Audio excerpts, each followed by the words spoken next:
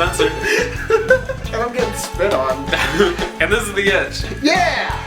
Yeah! And we're here to sell you on Geometry Wars 3. Dum dum dum. Now keep in mind, Sell Me's are a little series that we've created in which we, it's a game that we stand, or one of us, stands behind and feels that you should play, or every gamer should have at least tried the game or have it in their library. Can I play the Joe Blow?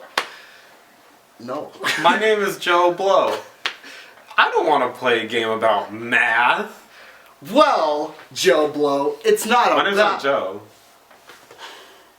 Well, Spencer. It's not about that. God damn it. It's about shapes and shit.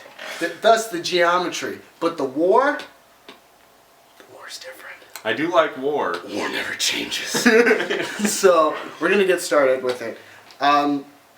These are relatively short, and obviously we're not endorsed by any of these people. We never will do a sell me on someone who pays us money to sell their product. Nintendo. Damn. Nintendo. So let's get started. First things first, what is Geometry Wars? Well, to the average Joe Blow, they think it's about just, hey, I'm doing math and handling stuff. Well, Geometry Wars isn't about that. Geometry Wars is a harken back to the old days, as it were, of asteroids and shooting shit with a ship. That no heroes, no villains, just shapes and shit, and shooting said shapes. It literally is asteroids for the next generation.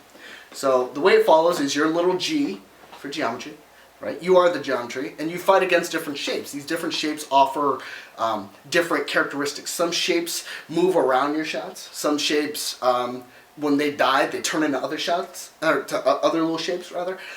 Some, when they die, they turn in, or some chase you. Some, you know, they all have different characteristics, and it's cool. You can actually color code and figure out which ones. Sorry for anyone who's colorblind, but the shape itself does help, sort of. So there's that. If you're colorblind, you shouldn't be playing video games. Well, you can some games. Final Fantasy. No, but you shouldn't. Like, I don't want you to. And we've lost subscribers. So you have a lot of different ways to kind of, or a lot of different enemy types and stuff like that. And it's really interesting, really intense. Another important thing about it is, like I said, it's back to your old school days. So it's not, it can get demanding, but anyone can jump right into it.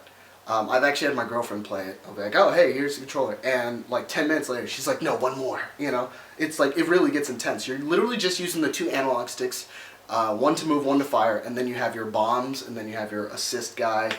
And this game originated on Forza Motorsport, right?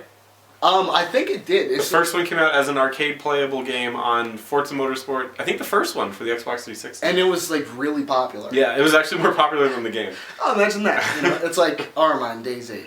Yeah. Wait, is Arma more popular? No, Arma. Well, yeah, DayZ would be the mod. Yeah, I think DayZ became more popular than. Yeah. So sorry, Arma fans, but it's the same concept. And the first one was very just straight up retro. We're gonna play this game simply. Get 3 lives, get the high score, get another life. You know, get another bomb or whatever the case is. If you can stay alive, like every guy you kill ups your multiplier and all that stuff. And it gets really intense really quick. And by the third iteration, you know, they've tried to remain new. You have your local, or you have your co-op abilities, and you have like new shapes and stuff that do different things in the game. So obviously it's a little bit easy for people to get into, but it's hard to master. Now, why do I think that you should play this game? Now, keep in mind, I'm the one selling you on this. And this is Joe Blow, and this is My name is Spencer. And I'm JD. Anyway, so there's a lot of reasons why you should actually play the game. The first reason that I've actually documented is it's arcade nostalgia. Anyone who's a fan of old school, like Asteroids, I mean, hell, even Galaga, anything like that is going to feel right at home with this. Because all it's about, or Space Invaders, it's just about just shooting stuff. That's all you do. You shoot things the entire time. They have bumping techno music, right? And explosions that go up. It's visually appealing. I've never been on drugs, but I've been around someone who has. and seen the game, and they're like, whoa, it's like a light show. I've taken my fair share of NyQuil in my day, and I can tell you that a good trip will give the visual stimuli a lot of things to work with, and the shapes will become very animated. Yes. So you'll start seeing demonic faces, or, well, Jesus' face in your Cheerios. Also, it's low commitment. If you die, you're 3 times, whatever. That's it, right? There is an adventure mode, arcade, or adventure like mode where you go through and, get 2 stars to advance. But other than that, it's very non-committal. You just play it, bam, I died, crap. All right, I'll try it again later, you know? And that's really all it is. It's simple, pick it up, put it down. That's it. It's honestly, I don't know why this game isn't on your iPhone. I think at one point they did have one that was on your phone. Maybe they didn't. I don't know. Maybe I'm making shit up. Regardless, it's flashy and it's intense. The biggest thing about it is when you start to get that multiplier and you start seeing every motherfucker out there to kick your ass and you're like, oh my god! You know, very few games make me yell. Like, even if I lose, I'm like, damn it! Oh, I gotta try again, you know? This is one of those games. I could play this game and it would be my caffeine to wake me up in the morning. Like, I'd be like so into it. It's hard to put the game down when you get that high score and you're like, you know what? I'm me. I could do that again. You know what I mean? So it's a good feeling overall. It's got that nostalgia feel with it. High skill ceiling. This game is has spawned a lot of like high score, like, you know, people that are like real enthusiasts about this stuff, and I think that's good. That's like speedrunners. You know, it's like, oh, how fast can you beat Mario?